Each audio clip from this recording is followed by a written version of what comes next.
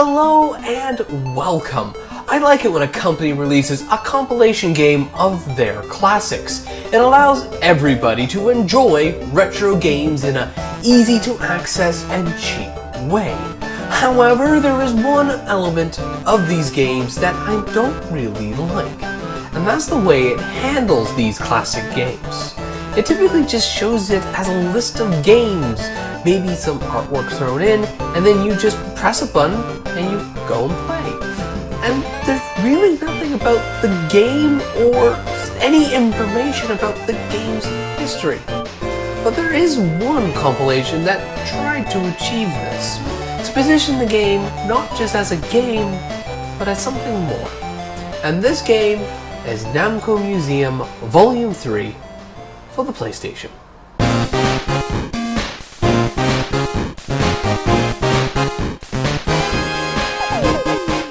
Check out our games from 16-bit Games. They are available for free on Android and on iOS. So check out our storefronts from the cards or the links in the description.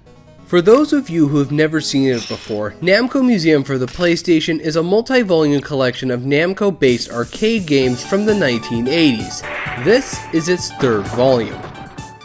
In it, you will see 6 arcade games, 4 of which were released in North America, and 2 of which were only released in Japan. Pretty much all the games are faithful to the actual arcade, except for pole position, since you'll need a special controller to play it properly. As well, there is a screen mode which lets you play the games in their proper orientation, if you're okay turning your TV sideways.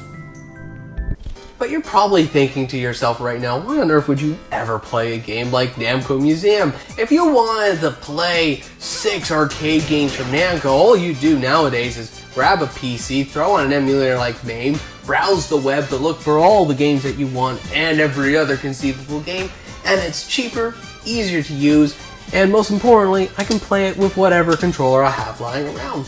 And you are partially correct. The biggest criticism of the Namco Museum series is a lack of titles per game. But most of these criticisms usually left out the biggest reason why you would actually go out and buy Namco Museum. It wasn't because of the titles that are actually on the disc, but rather the entire museum that was actually included. It's weird to think nowadays that Namco Museum would have an actual museum in it, but back on the PlayStation, that was the case. The museum itself is gorgeous. It has an exhibit for every game, and it's relevant pamphlets, cards, and promotional materials, hints, tips, and how to play for each game. And the way the museum is set up, it gives you all this information and some context that you need before you even sit down and play the arcade game. Take for instance the Tower of Draaga, an arcade game that was never released outside of Japan. I learned from exploring the exhibits that the game was loved at Namco, and they felt that it was a winner.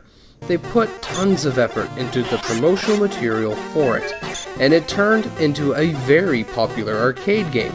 So popular that board games were made for it. All this information never made it here to North America. Not even the Wikipedia page made an ounce of reference to the board game. This is what I feel a compilation should be. It should be a way to not just play a game, but experience it. And every single Namco-made game has this same treatment applied to it. Unfortunately, the museum isn't perfect. It's actually best viewed if you can read Japanese, since very little is translated into English. I still have no clue what this Galaxian machine is for, and I can't find any information relating to it. As well, some of the galleries are missing information. I mean, just take a look at Ms.Pacman. All that the gallery shows is that there is a plush, and the game was designed with females in mind. But only when you take a closer look do you see that something isn't right. Yeah, something's isn't right here. Just take a look at that PCB. Every other game just has one rectangle, but Ms.Pacman, oh, that has a sideboard. Oh, and take a look at the official history. Ms.Pacman isn't even there! You got Pac-Man, Super Pac-Man, but no Ms.Pacman. And just take a look at the Ms.Pacman game room. Ms.Pacman is in front of an American flag. Now, why would a Japanese company allow one of their characters in front of that unless Ms.Pacman wasn't actually made by Namco? And actually, it wasn't. It was actually made by a North American company called General Computer Corporation back in 1981 and was published by Midway.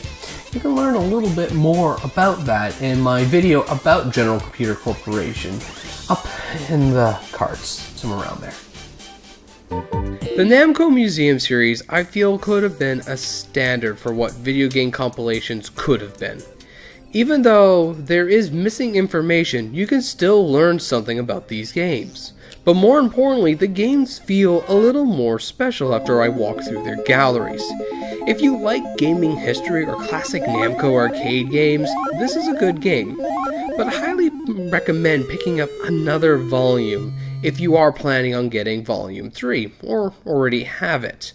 If you want the games cheap, Namco Museum's about $5 on the PlayStation Network.